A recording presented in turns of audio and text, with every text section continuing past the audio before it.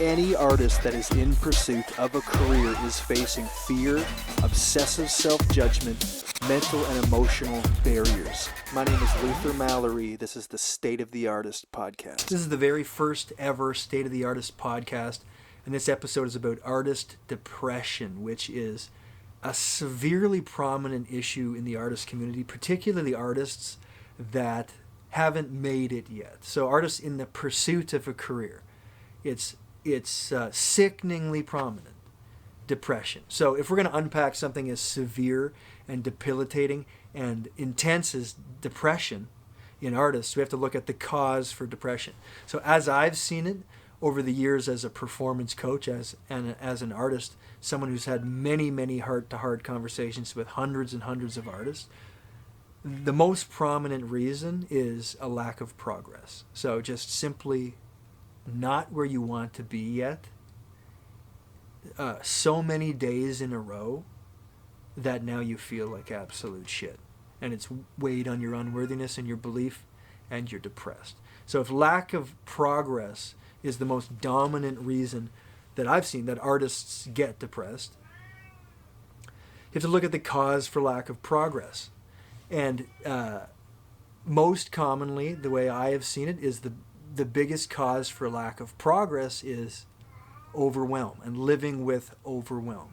And overwhelm is when your brain is so full that you can't function. That's overwhelm. So there's so much shit happening in your mind. Everybody wakes up and has to visit their brain and go, "Hey brain, what are we doing today?" And your brain has to go, "We're going to fix the chair and take the ski poles back, and we're going to finish this song and pick up grandma at the airport." And you go, "Yeah, okay."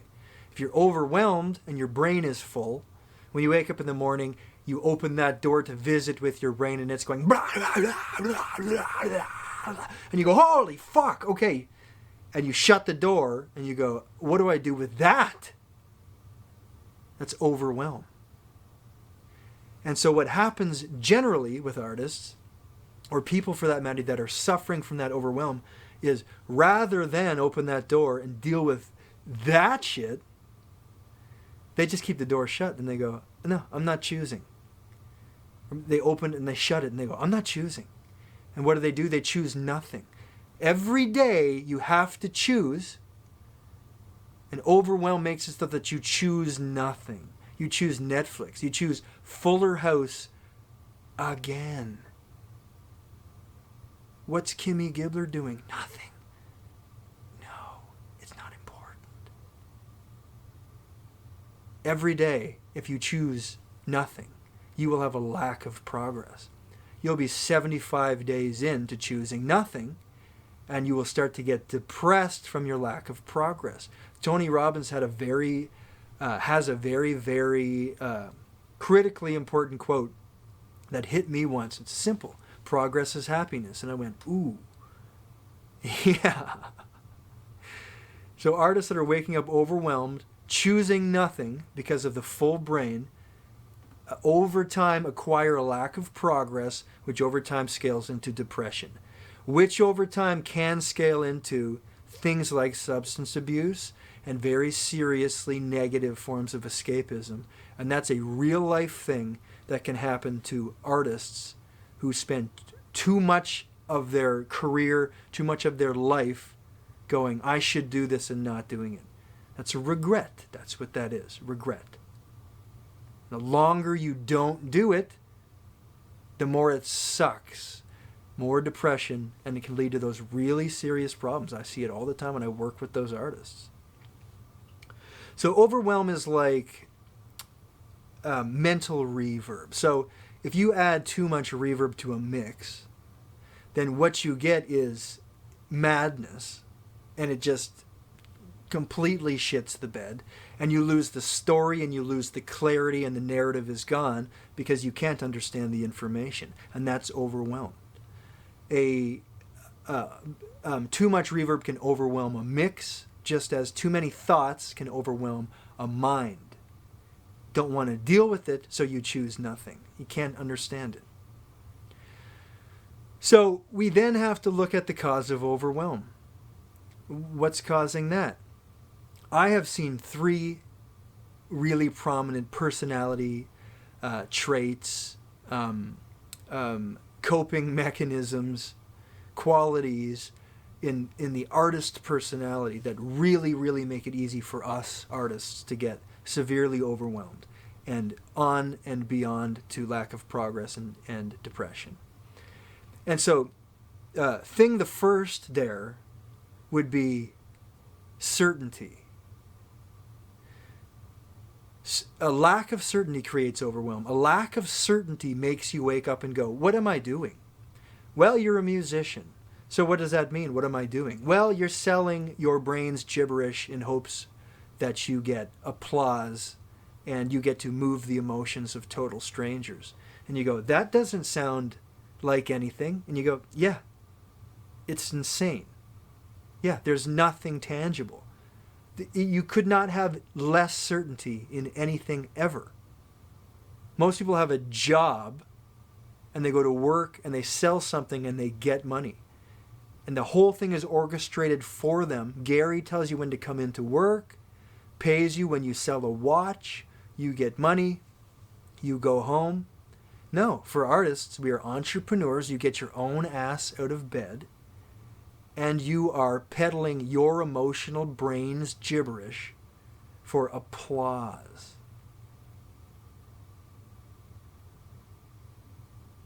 There's no certainty in that. So artists wake up and they get overwhelmed because of a gratuitous lack of certainty in their life path. The second would be sensitivity. So much sensitivity, and this is what makes you a good artist, by the way. Also what makes you a difficult person to be around.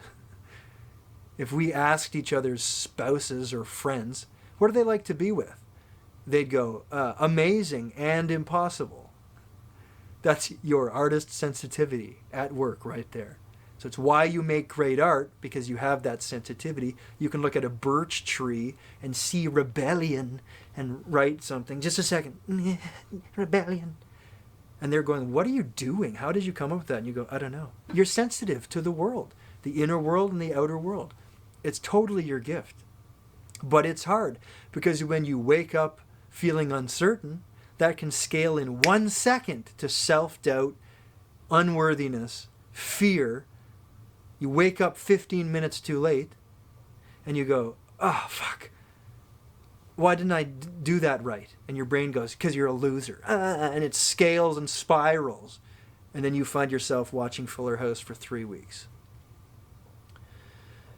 And the third is certainty, sensitivity, and creativity.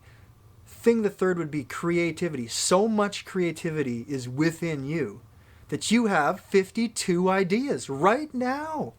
You're watching this or listening to this and you're going, yeah, I do. You have the Zipper documentary, the Puzzle Company, the Llama Farm, the cherry painting, the Nazi paraphernalia museum movie, all in your brain as good ideas. I should do that. That would be great. And the thing is, they would all be great.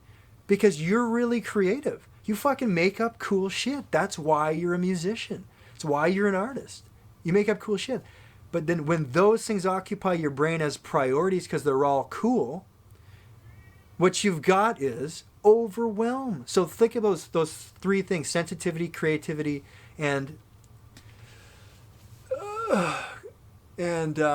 sensitivity, creativity, and what's the other one?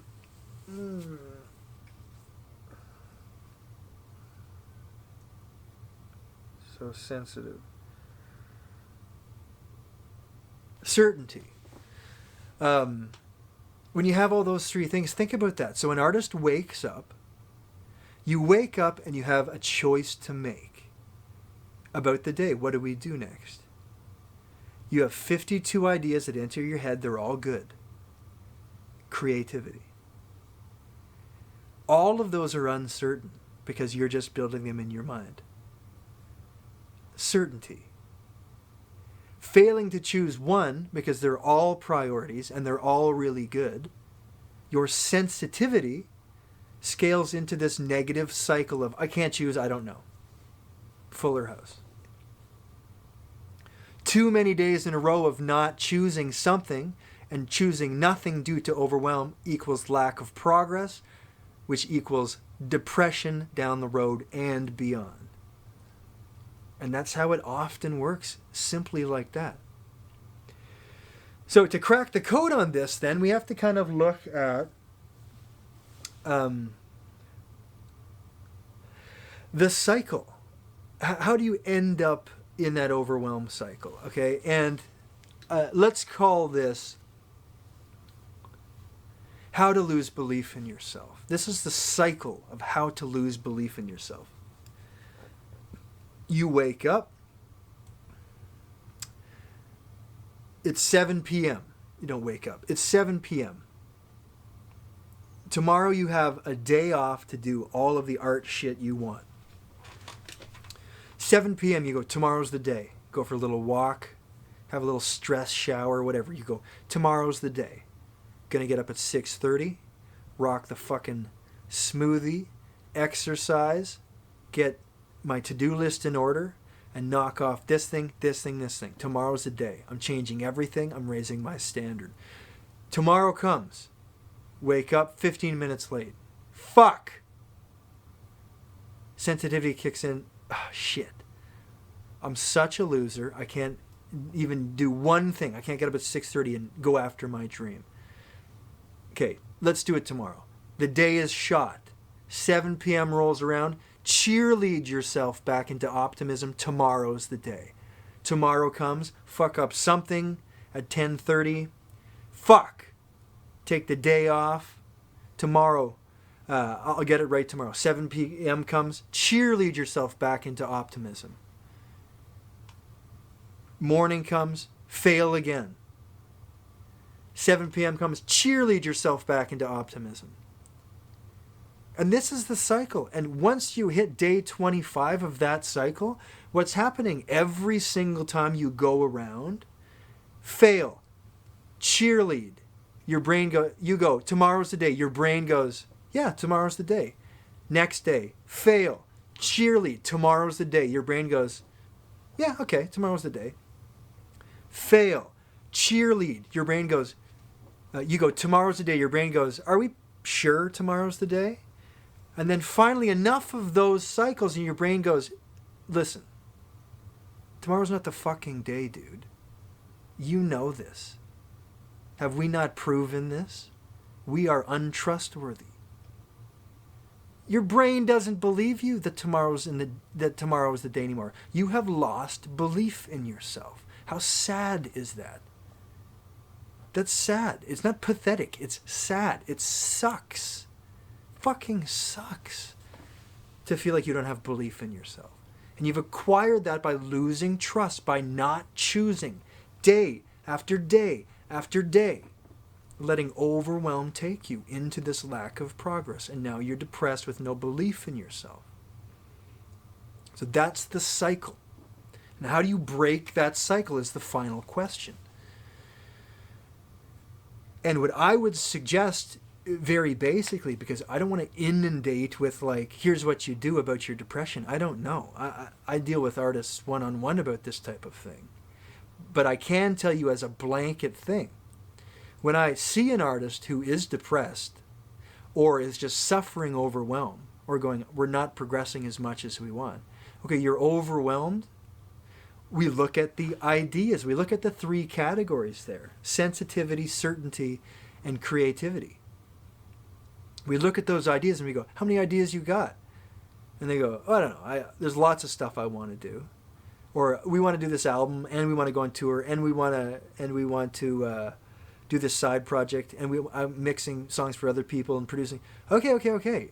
But you're overwhelmed because of that. You're doing all that stuff. And they go, but I want to do it all. Okay, maybe you can do it all, but now you've got yourself into some shit, and what we have to do is go get rid of all of that and choose one thing. For the month, for the week, for 2 weeks, one thing. And And we go, we're going to pick that one thing, we're going to look at it with a magnifying glass, and we're going to execute that one thing until it's done at a high level of quality. And then we're going to see if other things can be added, or if you even want to fucking do this. You might not even want to do this. And so it's very valuable, because then the artist gets to wake up the next day and go, okay, open the door. What's going on in here? And instead of the brain, it's, oh yeah, that's just one thing to do. Your brain's in a fucking hammock in there just going like, no, we already decided. So it becomes completely easy because you have one thing to do. And then you just commit to this one thing. Oh, you have a dead. Oh yeah, you rolled in a dead thing. What did you roll in that's dead? Good Lord. One thing to do.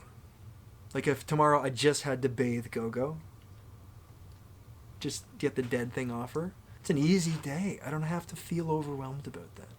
So choose one thing. There's two things that are important about choosing the one thing.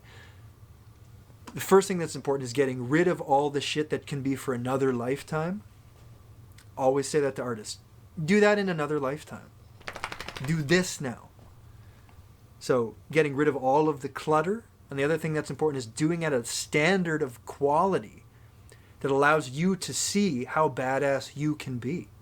So you can stand back and you go, I did it, I finished it, and I fucking crushed it. I went way above. I learned how to color grade for this. You know, I learned how to master for this. YouTube knows that shit. You know that, right? YouTube knows the shit. I learned Photoshop from a genius on YouTube. Like if he was my teacher, is a guy named Pix Imperfect, an Indian guy who's a fucking... Every video I'm like, he knows everything about Photoshop. And he explains it in metaphors sometimes too, where you're just like, yeah. I learned that for free. Everything is on there. So raise the standard for this one project and stand back from it when you're done and go, holy fuck, look what I can do. And get your confidence and your belief back from going, tomorrow's the day. Yes! Tomorrow's the day. Yes! After 50 of those, you're getting somewhere. There's no lack of progress, so there's no depression. Commit. Commit to one thing. If you're feeling depressed, if you're feeling lack of progress, if you're feeling overwhelmed, commit to one project. Scale everything else away.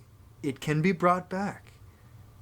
And baby step again. Let's start over for the week, for the 2 weeks. It's not going to kill you to do that. You will catch up. Commit. This is the State of the Artist Podcast. Episode 1. I'm Luther Mallory. How would you end this?